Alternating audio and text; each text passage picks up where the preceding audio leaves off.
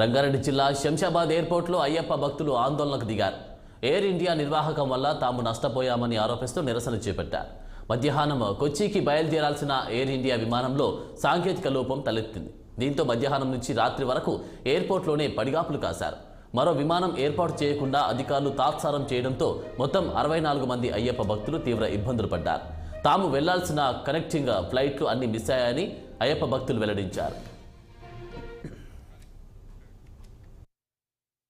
ఒక 63 మంది అయ్యప్ప భక్తులం మాల వేసుకొని ఇరుముడి కట్టుకొని శబరిమలకు బయలుదేరాము. ఎయిర్ ఇండియా ఎక్స్ప్రెస్లో I-1543 గల ఫ్లైట్లో 2 గంటల 45 నిమిషాలకు గల ఫ్లైట్లో మేము టికెట్ బుక్ చేసుకున్నామండి.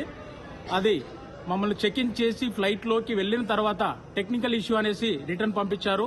రిటర్న్ పంపించి ఒక 2 అవర్స్ తిప్పిన తర్వాత మాకు అప్పటికి కూడా ఫ్లైట్ అరేంజ్ చేయకుండా ఇంకా డిలే అవుతుందని చెప్పేసి ఆల్టర్నేట్ ఫ్లైట్ కూడా ఎలాంటి అరేంజ్మెంట్ చేయకుండా ఇక్కడ చాలా ఇబ్బంది పెడుతున్నారు స్వామి.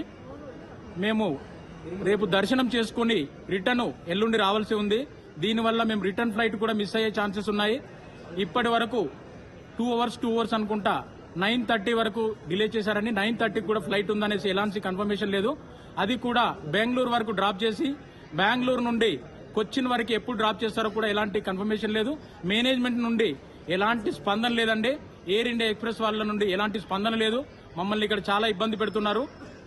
మీడియా వాళ్ళు దయచేసి మాకు సహకరించి ఏదో విధంగా సహాయం చేస్తారని ఆశిస్తున్నాం. మేము ఒక 63 మంది అయ్యప్ప భక్తులం మాల వేసుకొని ఇరుముడి కట్టుకొని